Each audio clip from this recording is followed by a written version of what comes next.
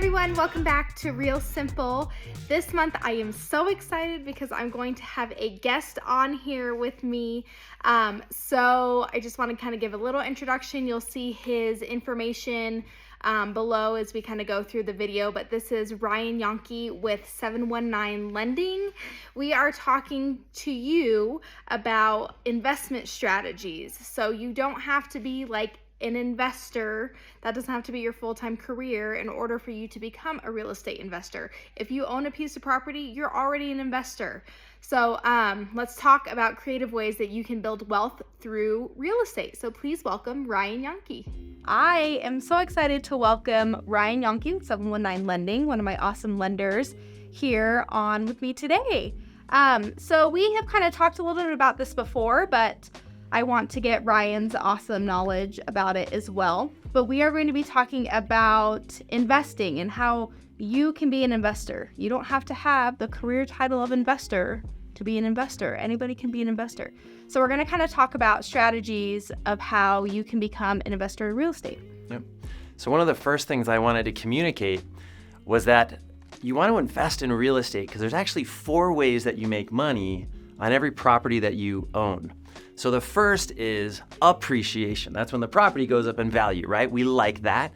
That kind of builds over time. Another way is what's called cash flow. So let's assume you're renting it, either renting a room or renting the whole house. You know, you're receiving money. So the money that's an extra above your expenses, that's called cash flow. So that's a second return for you. A third return are tax write-offs. So what ends up happening is a lot of the money that you make is tax-free. And then the last way is called amortization, which is too fancy. It just means somebody else is paying your mortgage.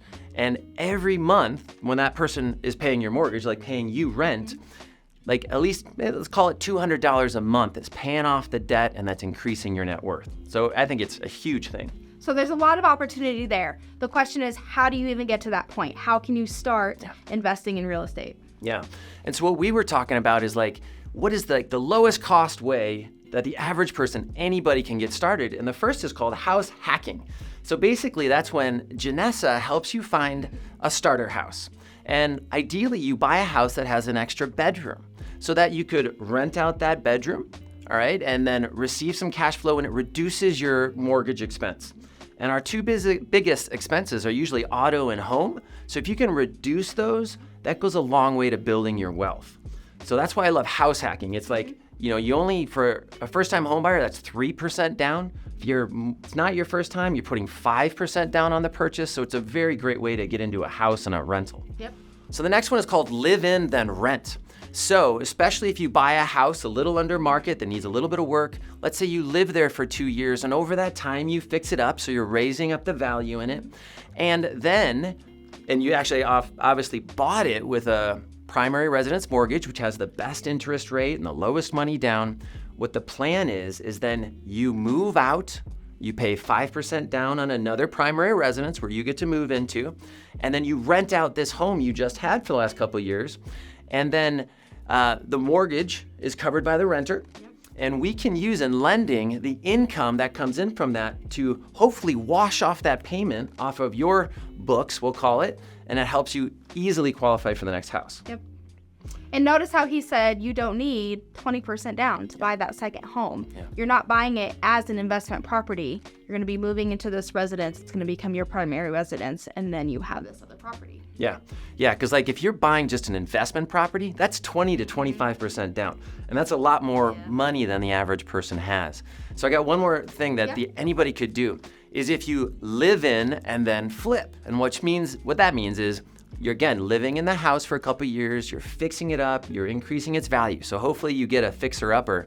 But then if you've lived into that for 2 years, you can sell that property. The gains are tax-free, up to $250,000 if you're single, $500,000 if you're married, and you can take that money and invest it into another property. So like you get to capture and grow your wealth tax-free. And then this all can become passive income later, can become your retirement fund. A lot of ways to build wealth through real estate without that being your sole career. Yeah. So. Thanks for watching this month's episode of Real Simple with me and Ryan.